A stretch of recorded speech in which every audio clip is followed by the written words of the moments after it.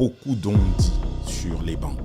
Ah, il paraît que, vous savez que le pays ne va pas bien et les banques ne donnent pas, etc. Alors que moi, j'ai 2 milliards de dollars de disponibles. 2 milliards. 2 milliards. À aujourd'hui, 2 milliards de disponibles, de dollars, on ne parle pas des autres CFA. On parle de dollars américains. Donc de disponibles. Maintenant, où sont les projets ? 2 milliards de dollars, c'est énorme, n'est-ce pas? Cela représente plus de 1200 milliards de francs CFA.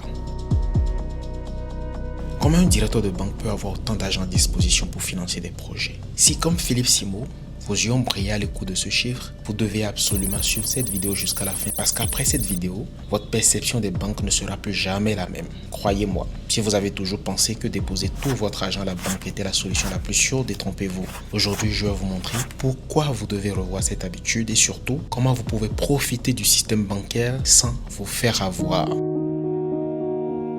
Imaginez un instant avec moi. Imaginez que vous êtes dans une salle de classe. Si vous êtes déjà allé à l'école, vous savez un peu comment cela se passe. Imaginez que vous êtes dans une salle de classe et que vous soyez le responsable de cette classe. Le professeur principal vous a délégué pour être le responsable de l'ordre dans la classe et pour gérer tout ce qui a rapport avec l'administration. Quand un professeur a besoin de transmettre un document à la classe, ça passe par vous. Quand un autre a besoin de porter une information à la classe, vous vous en chargez. Et quand il y a un événement où il faut collecter de l'argent, vous prenez vos responsabilités. J'en parle bien comme ça parce que j'ai joué ce rôle pendant mes années universitaires. Et donc, vous êtes le représentant de l'autorité administrative dans la classe et vis-à-vis de l'autorité, vous représentez vos camarades. Au début, tout va tellement bien. Vous prenez votre rôle très au sérieux et au bout de quelques semaines, une certaine forme de confiance s'installe entre vos camarades et vous. Un jour, 3 de vos amis viennent vous voir pour vous dire qu'ils souhaitent commencer une tontine parce qu'ils ont souvent de l'argent de côté. Un vous dit que c'est ce qui lui reste quand ses parents lui donnent l'argent du petit déjeuner. Une autre, qui est la petite commerçante de la classe, celle qui vend les sucreries un peu de tout dans la classe. Vous voyez un peu de qui je parle? On en a souvent dans chaque classe. Et c'est souvent des filles du fond qui sont plus bons en commerce qu'autre chose. Donc celle-là aussi vous dit que parfois elle fait des bénéfices, mais quand elle garde de l'argent sur elle, elle a tendance à tout bouffer à la récré. Et un troisième qui a ramassé récemment une tontine qu'il ne voudrait pas garder à la maison de peur de se faire voler. En même temps, il n'a pas besoin d'argent dans les médias et donc les 3 viennent vous voir pour vous proposer de leur garder leur argent.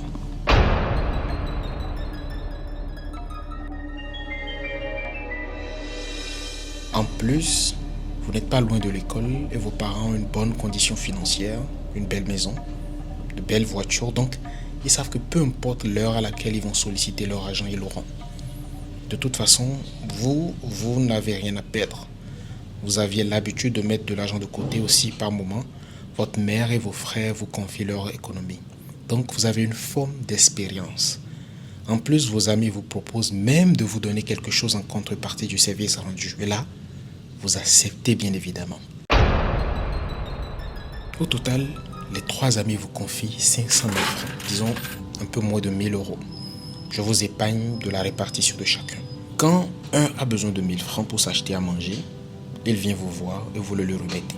Quand un autre doit payer les unités dans le téléphone de sa copine, il vient vous voir et vous le remettez l'argent. Bien sûr que vous notez tout et chaque fois qu'ils en prennent, leur argent qui est chez vous diminue. Quand celle qui vend les sucreries dans la classe et qui a son argent aussi avec vous en a besoin pour payer du stock, vous le gérez ça. Vous êtes tellement bien organisé que même vous lui dites d'aller juste récupérer sa marchandise et vous passez derrière payer son fournisseur à sa place. Et quand elle vend en fin de journée, quand elle a fini de faire le point, avant de rentrer chez elle, elle vous confie la recette de la journée. Parfois, elle demande même à certains de ses clients de payer directement chez vous pour que l'argent n'ait pas transité par ses mains. Vous faites le bonheur de vos 3 amis et ils se sentent tellement en sécurité avec vous. Leur argent est en sécurité avec vous. Cela fait 3 mois déjà que vous gardez gérer l'argent de vos amis et le bruit a commencé à courir dans l'école. En plus, vous êtes très réglo, jamais de défaut de paiement. Et donc, vos autres camarades commencent à affluer vers vous pour déposer aussi leur argent. Ça ne change rien pour vous de toute façon. Mais chacun est prêt à payer quelque chose pourvu que vous lui gardez son argent. Et donc, votre affaire commence à prospérer.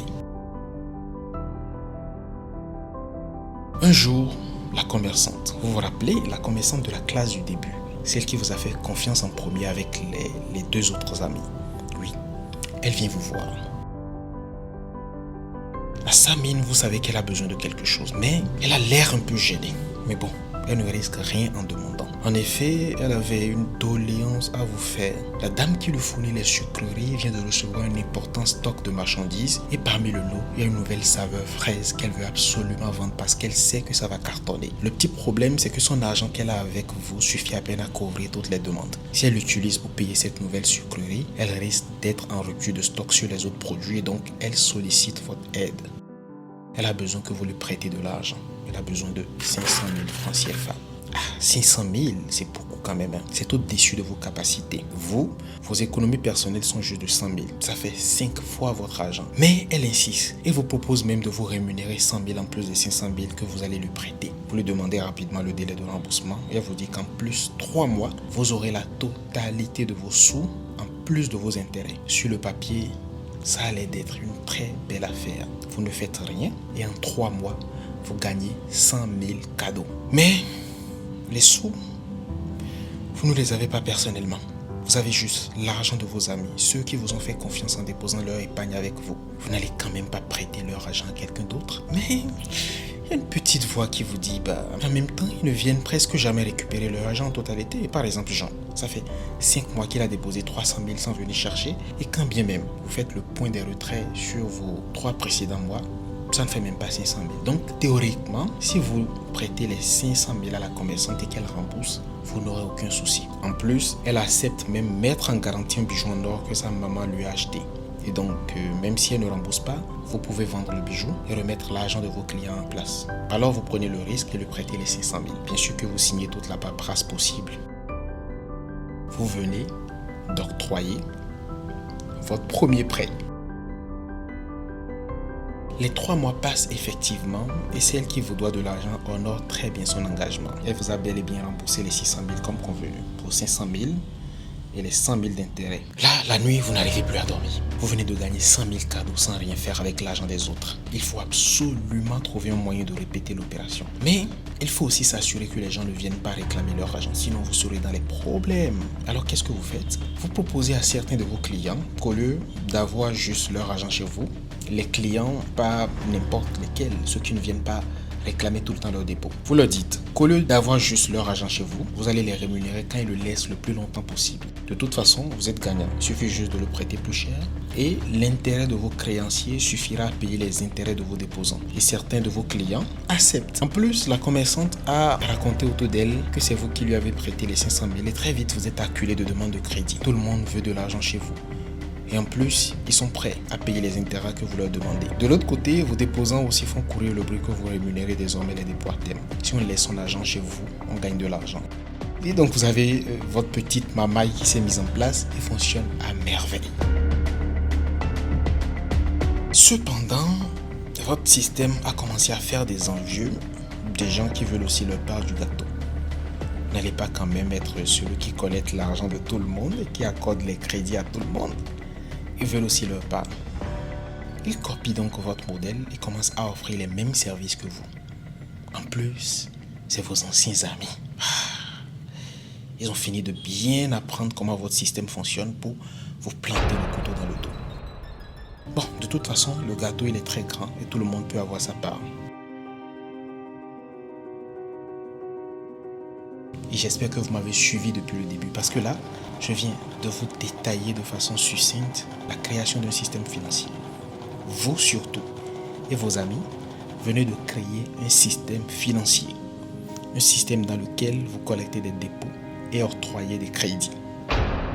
Très vite, l'information remonte aux oreilles de votre responsable administratif. Vous êtes venu étudier, non faire des affaires, prêter de l'argent.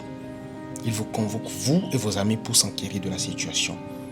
Vous savez qu'il va très bien vous cuisiner et vous risquez même l'exclusion.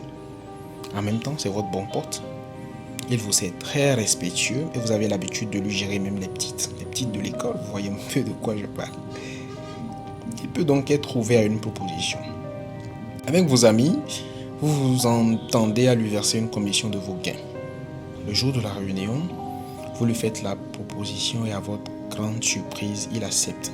Il va même plus loin, il vous propose de vous avancer de la liquidité au cas où vous avez besoin d'argent pour couvrir une demande de crédit. Bien sûr, avec ses intérêts à lui. Lui aussi, il veut sa part du gâteau, mais lui ne veut pas avoir affaire aux clients. Il n'a pas ce temps-là. Il préfère vous laisser gérer. Mais il vous impose certaines conditions. 1.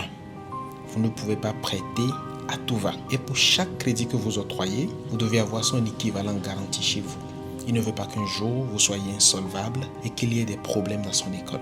Avant, vous fixiez les taux d'intérêt sur vos crédits. Il vous dit que désormais, pour mieux réguler, c'est lui qui fixe les taux que vous allez appliquer. Il vous propose même de faire valider votre système par le directeur de l'école. Il est l'autorité suprême et rien ne doit se passer dans votre école sans qu'il ne soit au courant. Et donc, vous sortez heureux de la réunion. Vous pouvez désormais opérer légalement. Je viens de vous décrire de façon très imagée et simplifiée le fonctionnement du système bancaire. Bien sûr qu'il y a d'autres acteurs sur le marché, mais pour ce qui concerne notre vidéo aujourd'hui, vous avez les banques commerciales d'un côté, la banque centrale et l'État de l'autre. Les banques commerciales collectent les dépôts et financent l'économie à travers les prêts et autres produits comme les cartes de crédit, les prêts hypothécaires, les crédits à la consommation, etc. La banque centrale, quant à elle, définit la politique monétaire à travers les taux directeurs. Certains impriment aussi les billets et sont aussi des banques de dépôt, de banques commerciales et des États. Vu comme ça, tout a l'air simple. On voit bien que les banques vivent des dépôts et des crédits et qu'elles travaillent pour leurs intérêts, mais vous les déposants, vous les clients, vous qui avez votre argent à la banque, où se trouve donc votre intérêt? Est-ce qu'il faut faire complètement confiance à votre banque? Est-ce qu'il faut déposer toute votre épargne? Spoiler les amis, c'est la pire chose à faire et vous allez voir tout à l'heure pourquoi. Vous vous rappelez de notre histoire de la première partie de vidéo, l'histoire des étudiants et l'école que j'ai utilisée pour illustrer le système bancaire. Prenons les personnages de l'histoire. Vous vous rappelez, nos amis collecteurs d'épargne sont allés voir le responsable de l'école qui leur a imposé des conditions. Et l'une des conditions, si vous vous souvenez, est de laisser une garantie qui couvre les crédits, une forme de réserve pour chaque crédit qu'ils octroient. Au début, cette réserve obligataire était de 100%. Qu'est-ce que cela signifie concrètement? Ça veut dire qu'ils ne peuvent pas prêter au-delà des réserves dont ils disposent. Autrement, s'ils ont 100 000 en monnaie physique dans leur compte, ils ne peuvent pas prêter plus de 100 000. C'est logique, parce que vous ne pouvez pas prêter plus que vous en avez. Comme nos amis ont fait évoluer leur business avec l'avènement du système informatique, ils ont réussi à tout numériser. L'argent que leurs clients avaient dans leur compte est devenu juste des numéros sur leur téléphone et un chiffre dans leur carnet de dépôt. Ce n'était plus uniquement de la monnaie physique ou fiduciaire, mais en plus, la monnaie est devenue juste une écriture. C'est de la monnaie scripturale. Et c'est là que la mamaille a atteint un autre niveau. Vu que l'argent est devenu juste un chiffre dans leur comptabilité, ils peuvent en créer quand ils le souhaitent. Il suffit juste d'écrire 10 millions sur le compte de quelqu'un. Et numériquement, cette personne avait les 10 millions. Le crédit pouvait être désormais presque sans limite. Il faut juste écrire le montant quand tu veux sur ton compte et tu as ton crédit. Plus besoin de disposer de 100% de réserve en monnaie fiduciaire, donc de l'argent physique pour accorder du crédit. Et pour légaliser tout ça, la banque centrale baisse le taux de réserve que la banque commerciale doit désormais avoir pour octroyer du crédit. Par exemple, dans l'UEMOA, notre union monétaire en Afrique de l'Ouest, depuis le 16 mars 2017, le coefficient de réserve obligatoire, c'est-à-dire le taux de réserve en argent physique qu'une banque doit avoir est de 3%. 3% les amis. Qu'est-ce que cela signifie concrètement? Avant, la banque pour prêter 1000 francs devait avoir obligatoirement 1000 francs en argent physique. Autrement, les dépôts constituaient le crédit. Maintenant, pour prêter 1000 francs, il suffit juste d'avoir 30 francs en argent physique. Les 970 francs sont juste des chiffres que la banque peut créer. Votre banque peut créer de la monnaie. Maintenant, vous allez me demander, mais les 970 francs, elle va les trouver où pour me payer si je vais au guichet retirer? Déjà, la banque limite les retraits de liquidités encaissés au guichet. Vous avez droit à un certain nombre de liquidités par jour. Ensuite, elle va transférer ces chiffres virtuels à d'autres acteurs économiques du marché. Quand vous achetez par exemple par carte bancaire ou virement bancaire, juste du chiffre qu'elle va transférer. Si vous faites un virement à votre fournisseur, c'est du chiffre qu'elle va transférer. Et si un jour, elle manque vraiment de liquidité pour vous satisfaire, elle va s'orienter vers les autres collègues banques. On appelle ça le marché interbancaire. Ou elle va s'orienter vers la banque centrale pour prêter et ensuite rembourser. Vous voyez un peu la marmaille. La banque peut créer de l'argent scriptural, un peu comme elle veut, mais dans une limite imposée par la banque centrale. Le seul risque de ce système, parce que tout système a forcément un risque, c'est quand tous les épargnants et les déposants viendront tous retirer leur argent lors d'une panique générale par exemple. C'est là que le système va s'effondrer parce que la banque n'a pas autant de liquidités pour tous les servir. Mais vous, parce qu'il est question de vous, comment ça peut impacter votre argent? Cette marmaille que je viens d'expliquer s'appelle le système de réserve fractionnaire. Et ceci implique pour vous que quand vous déposez vos sous à la banque, quand vous allez dans votre banque et que vous y déposez par exemple 100 000 en liquide, la banque centrale lui donne le droit d'emprunter 97% de sa valeur à ses propres clients. Vous voyez un peu le système? Donc, quand monsieur Jean-Claude Chipama dit qu'il a 2 milliards de dollars disponibles, en réalité, il les a pas en liquidité ou en agent fiduciaire. 2 milliards de dollars, c'est l'équivalent de 1200 milliards de francs CFA. Donc, il peut prêter 1200 milliards de francs CFA, mais en réalité, il a à peine 140 milliards de francs CFA en argent physique en réserve. Le reste sera numérique, juste des chiffres, juste de la monnaie scripturale. Parce que le coefficient de réserve obligataire de la Banque centrale du Congo est de 12% pour les monnaies étrangères. Si sa banque était dans la zone UEMOA et donc affiliée à la BCAO, il allait juste disposer de 40 milliards de francs CFA pour prêter les 1200 milliards à ses clients. Vous comprenez maintenant pourquoi les banques sentent l'argent quand vous passez devant. Vous voyez comment... Bref. Résumons un peu, vous déposez votre argent à la banque et elle en prête 97%. Et vous voyez juste des chiffres sur votre compte, mais en réalité, vous n'avez que 3% de cet argent qui est disponible. Et là, vous vous dites, mais quand je vais au guichet, j'ai de la liquidité disponible. Bien sûr que vous avez de la liquidité à retirer. Déjà, la banque va limiter la quantité de retrait que vous pouvez faire au guichet. Ça, on l'a déjà dit tout à l'heure. Et vous croyez que c'est pour protéger votre épargne. Ensuite, votre argent, vous allez le dépenser numériquement. Des achats par carte bancaire, des virements bancaires qui sont juste des chiffres, la monnaie scripturale. Et même si votre demande de liquidité est énorme, votre banque peut s'adresser à d'autres banques sur le marché interbancaire ou s'adresser à la banque centrale. Et quand elle reconstitue ses dépôts, elle rembourse. Tout simplement. Votre banque va tomber uniquement si tous les déposants partent en même temps, au même moment, retirer leur argent. Ils seront en défaut de liquidité parce qu'il n'y a pas cette liquidité qui est disponible. Maintenant, vous allez me dire, mais Marcus, quand je laisse mon argent sur mon compte épargne, ma banque me le rémunère à 3,5%, parfois 4,5% pour un compte épargne élite par exemple. Et donc, je gagne aussi de l'argent. Je profite aussi des intérêts que ma banque se fait avec mon argent. Non, mon ami, détrompe-toi. Tu perds de l'argent, je te l'explique. Le plus gros piège pour ton argent qui dort à la banque et qui ne fait rien à part enrichir la banque est l'inflation. N'oublie pas de t'abonner parce que dans la prochaine vidéo, je vais t'expliquer de façon terre à terre comme j'ai l'habitude de le faire ce que c'est que l'inflation, pourquoi c'est un danger pour ton argent et qu'au lieu de déposer ton argent à la banque, quelle est l'alternative pour toi? Qu'est-ce qu'il faut faire pour protéger ton argent contre l'inflation? Comment créer ta propre banque? Comment créer ta propre banque? Oui, parce qu'il est possible également d'avoir sa propre banque. Donc abonne-toi, lâche-moi un commentaire pour le référencement bien sûr et au plaisir de te retrouver pour le prochain épisode.